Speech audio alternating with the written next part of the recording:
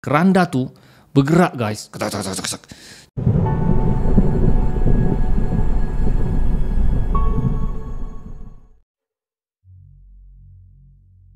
Baik guys, video kali ini saya akan ceritakan satu kisah seram yang dikongsikan oleh saudara Rafi.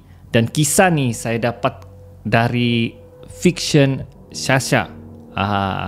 Dan cerita ni berkenaan kisah seram di Rumah Panjang Sarawak.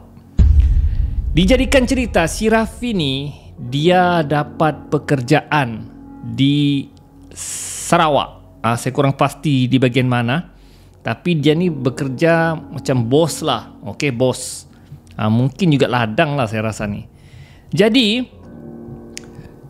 dia berpindah dari Kuala Lumpur, okey, dia ke Sarawak untuk bekerja. Dan sepanjang dia di Sarawak, dia ada satu guide ataupun pemandu dibagi yang bernama David. David inilah yang jadi tour guide kepada dia sepanjang dia di negeri Sarawak. Jadi pemandu dia, pagi ambil dia, hantar dia pergi kerja. Okay? Dijadikan cerita, salah seorang rakan si David ni, keluarga si David ni meninggal dunia guys. Jadi si David ni agak keberatan untuk memberitahu dia punya si Rafi ni tentang keluarganya meninggal. Jadi dia ni minta cuti dengan si Rafi. Jadi dia bagi tahulah, si David ni bagi tahu si Rafi, bos, dia cakap, saya ni mau minta cuti bah, minta cuti. Kenapa? Bilang si Rafi kan, salah seorang keluarga saya meninggal dunia. Jadi saya terpaksa pulang dengan untuk urusan jenazah ya keluarga saya. Jadi si Rafi ni pun nanya, bolehkah aku ikut? Dia cakap, bolehkah aku ikut? Boleh bos, bilangnya. Boleh, kalau bos mau ikut boleh, tak ada masalah. Jadi si Rafi ni pun orang Semenanjung, ingin mendalami adat istiadat kebudayaan orang Sarawak. Jadi ikutlah si Rafi ni pergi kampung si David dan mengambil masa memang lebih kurang 5 jam. Kawasan perumahan kampung si David ni agak jauh, menyeberangi sungai. Ya, naik darat, naik kereta lagi. Dan dikatakannya sungai yang dilalui memang sungai yang berbuaya. Hingga kan si Rafin cakap, itukah bujang senang, itukah bujang senang. Si David cakap, mulut jangan celupar, ya, nanti dia marah. Begitulah. Tapi si Rafin ni kan kebaruan, dia nampak tu buaya betul-betul di depan mata dia. Jadi sampailah di Rumah Panjang. Dan di Rumah Panjang tu memang Rumah Panjang di Sarawak ni sangat besar guys. Ada 40 pintu untuk satu Rumah Panjang. So si Rafi cakap, kalau kau lari pun separuh, baru 20 pintu pun kau sudah semput, dia cakap. Jadi betapa besarnya rumah tu lah ya. Okey. Jadi dia heran, walaupun orang meninggal tapi tidak ramai. Tidak ramai macam orang yang macam di rumah tu lah, macam biasanya kalau ada orang meninggal kan mesti ramai kan. Tapi ini tidak, sikit saja. Jadi si Rafi tanya, David, kenapa macam orang meninggal tapi tidak ramai? Kemudian si David beritahu, bilangnya, dia cakap yang dia punya keluarga ni meninggal sebab mati beranak. Bukan mati beranak, mati beranak lah ya, mati beranak. Dia macam beranak tapi mati. Jadi kata orang Sarawak kira macam tak bagus sedikit lah kalau orang mati ni mati beranak. Tama-tama mati beranak tu anak yang pertama. So meremang sudahlah si Rafi ni, cakap, aduh macam menyesal pula aku datang pergi Rumah Panjang ni. Tapi alang-alang sudah sampai. Jadi ketika si Rafi masuk ke Rumah Panjang tu lah, tiba-tiba dia rasa diri dia tiba-tiba macam kena ludah. Kena ludah. Dia cakap, kan siapa ludah ni? Dia cakap. Dan bila dia tengok bahu dia tu kena ludah. Dan bila dia tengok ludah tu sangat bau guys, sangat bau. Sehingga dia macam muntah-muntah gitu kan. Jadi si David ni terkejut lah. Bos, kenapa bos? Dia cakap kan. Dia cakap, tengok bahu ni bilangnya kena ludah. Jadi si David ni terkejut lah ya. Dia cakap, bilangnya kan, siapa ludah? Kemudian ada seorang tua dipanggil Aki di rumah panjang tu. David cakap, ini Aki aku, dia cakap kan. Aki ni macam atok lah, ya. Ni siapa ni? Dia cakap dalam bahasa Sarawak lah. Dia cakap, ini kawan saya. Si David beritahu, ni Rafi. Bilangnya, kau kenapa? Bilangnya, aku kenal ludah. Dia cakap kan, dia bagi tunjuk lah yang kenal ludah dan bau. Kemudian Aki cakap, kau tahu kan siapa ludah kau? Dia cakap kan, tu dengan di atas tu. Dia tunjuk lah. Dia tengok di atas tu ada tengkorak kepala. Tengkorak kepala. Terkejut si Rafi. Kemudian dia beritahu lah, David beritahu, dulu atuk neneknya adalah pemburu kepala, headhunter untuk di Sarawak. Kira macam pahlawan zaman dulu lah. Orang-orang Sarawak akan tahu lah. Terkejut dia cakap, boleh meludah lah pula tengkorak tu kan. Tapi dia nak irau lah.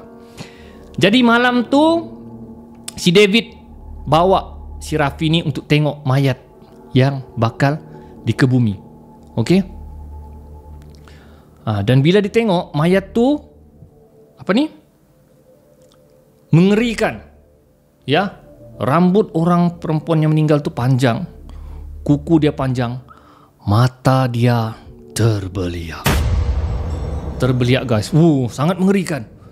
Jadi si Rafi tanya, sebenarnya ngeri juga cara dia meninggal kan. Mungkin dia meninggal dalam keadaan sakit lah. Dan si David cakap, bila-bila masa mayat ni boleh bangkit. Si Rafi cakap, boleh bangkit. Kalau boleh bangkit, kenapa dibiar? Tidak, belengah. Ikut adat kami, ini orang Sarawak lah ya, kami akan letak kain hitam di atasnya supaya itulah dia tidak hidup lah benda tu. Dia cakap, si Rafi cakap, belengah. Kalau begini belengah, baliklah aku malam ni juga belengah ke bandar, dia cakap kan. Tapi alang-alang sudah dia di rumah tu, dia terpaksalah ikut. Jadi kemudian dikapankan dengan kain hitam. Dan rumah panjang tu dia guna genset atau generator, ya. Dan memang jauh daripada hutan lah, ya. Air pun guna air tangki. Tiba-tiba guys, elektrik mati, generator matilah. Gelap. Dan orang masa tu berteriak. Berteriak. Ada yang masuk bilik. Jadi semua panik lah. Dan mereka hidupkan lampu pelita. Pelita minyak tanah. Dan beritahu, kita simpan mayat ni semula dalam keranda. Dan esok pagi baru kita akan kebumikan. Ini ikut orang Sarawak. Kadang-kadang dorang dorang simpan mayat tu hingga 3 hari 2 malam. Tapi oleh kerana hari tu dorang cakap dorang simpan mayat tu 2 hari 1 malam. Ini ikut adat dorang lah. Jadi mereka pun bawa lah mayat tu ke dalam keranda. Dan semua masing-masing masuk ke bilik. Tidak lama kemudian ada suara menangis. So dorang heran, siapa menangis? Si Rafi kan, siapa menangis? Dan bila dengar betul-betul, rupa-rupanya suara menangis tu dari keranda. Si Rafi yang, tidak ada kah orang buat apa-apa? Kenapa dibiarkan saja menangis dalam keranda tu? Dan keranda tu bergerak guys. Dan suara menangis. Si Rafi panik sudah ni. Tapi orang di rumah panjang tu hanya relax, tenang saja ya, tenang macam tidak ada apa-apa. Ya, Akinya cuba baca mentera apa-apa macam bahasa Sarawak, tapi Akinya tu tidak dapat buat apa-apa. Keranda tu tetap bergoyang dan dengar suara menangis. Seram guys. Dan tidak lama kemudian datang seorang lelaki dan berkata, "Umang, anang beduan kami, nuan udah nadai, hendak tahu begulai engkau bagi Aki." Yang membawa maksud, sayang, jangan ganggu kami. Awak dah tiada dan tak boleh bersama kami lagi. Maksudnya rupa-rupanya lelaki itu adalah suami dia. Dia bagi tahu belengnya, ya, janganlah ganggu durang lagi.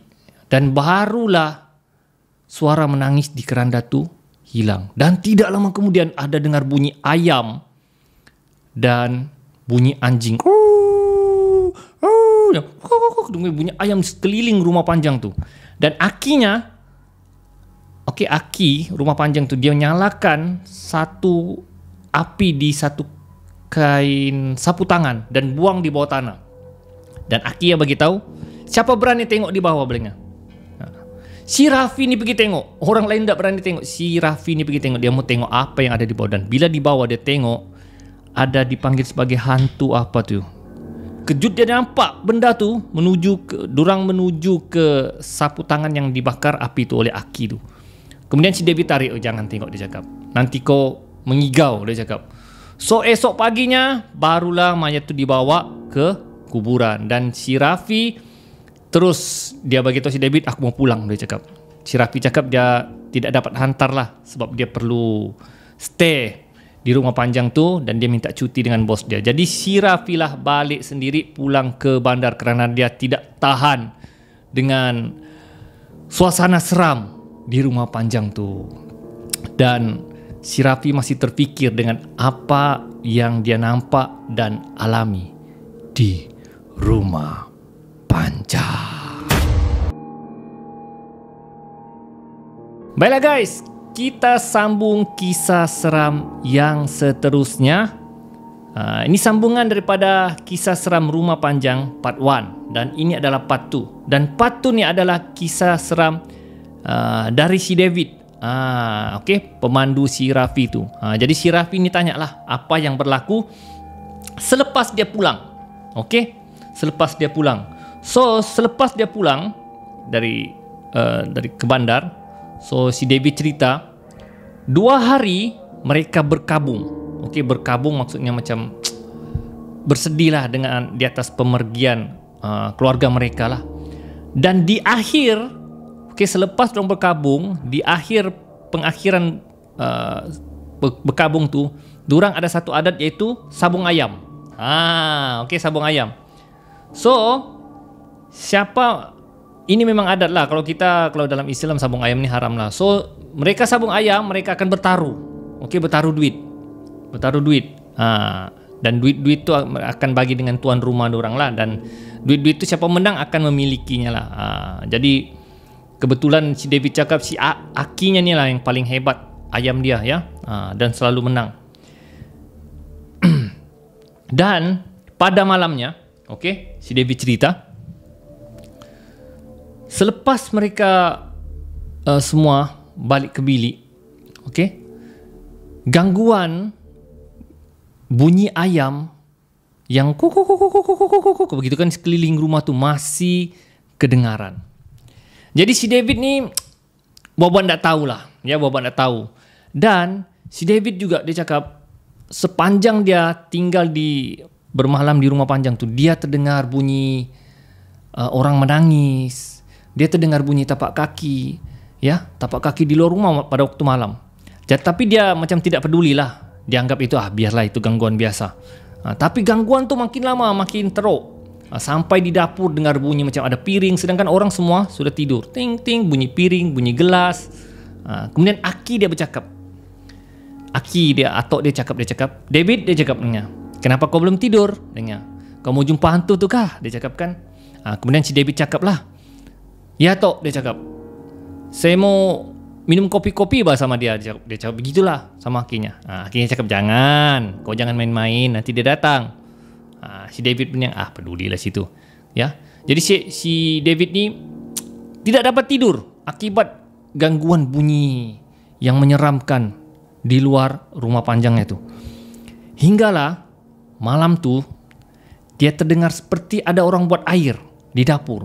Kalau macam ada orang buat air ni macam yang kling kling kling kling kling gitu kan. Gelas ni kling kling kling kling ting ting, bunyi piring dan bunyi gelas macam yang di bancu ni ting ting ting ting.